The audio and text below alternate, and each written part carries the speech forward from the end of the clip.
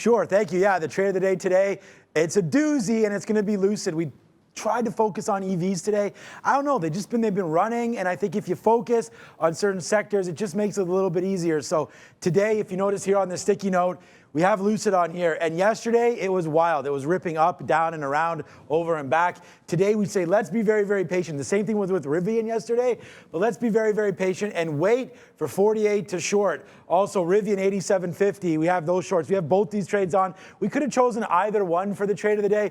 I forgot to tell Neil this, but just minimize this, Neil, if you can. We'll take this off the screen right now, but we were waiting for Lucid, and we loved the short. So, yeah, there it is. Thank you, my friend. I forgot to mention that to Neil before. But here's the chart, and why did we pick Lucid 48s? Well, I mean, kind of simple. You just go back here. 48 was the high yesterday or a couple days ago when we had that crazy run. I guess it was yesterday, up to 47 and change. So we were really trying to be specific with what we were waiting for. You notice here on the 20-minute, this is a 20-minute chart. Lucid's been all over the place, man. I mean, look at this trend. Obviously straight to the upside. But remember, lockup period coming next week, a week today, January 19th. So what that means is everyone that was unable to sell their shares on IPO now have the opportunity to do so. So again, who knows what's going to happen at this lockup period, but I tend to favor shorts in this environment. Plus, today, obviously, as Brendan was mentioning, we had the CPI. And again, it came out as expected,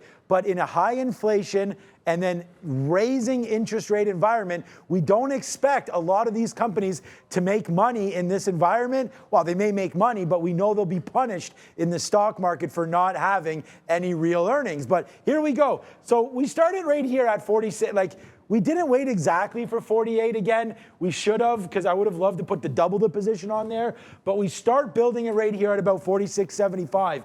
Again, Lucid had its day this morning, back and forth and around. It ripped up to 47.20, then all the way back down to 45.20. So about in the first 5-10 minutes, we had a $2 range. So we knew it was going to be one of those spicy days.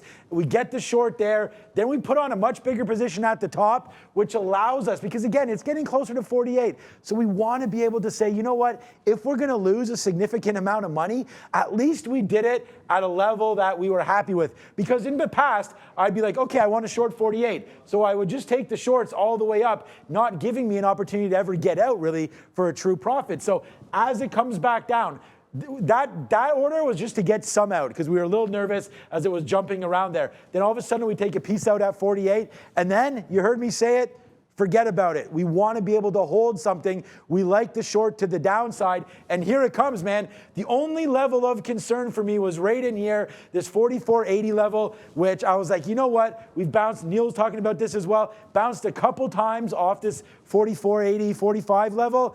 And yeah, I was very, very close to putting out a bid there. But I thought, you know what? Yeah, I don't have the chart up here, but the NASDAQ is going down. And it's like, okay, maybe they don't want this name anymore. And you could see a flush down to the downside, and now 44. I just put out a tweet. Look, we're now $3.50 in the money. We still have this trade.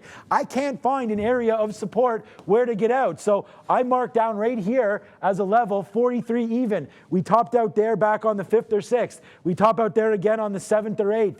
So that could be an area for me to worry about now with Lucid. So I may just put in, I think I have an order there, but we'll see if I do or not. I would love to get that fill at 43, top off a great trade in Lucid, but it's your trade of the day. It's, for me, it's almost perfect. Would have liked to reload in there, but we did reload Rivian. We have a nice trade on that one. I'm hoping so as well, but that's your trade of the day. It's Lucid, and it was a fun one.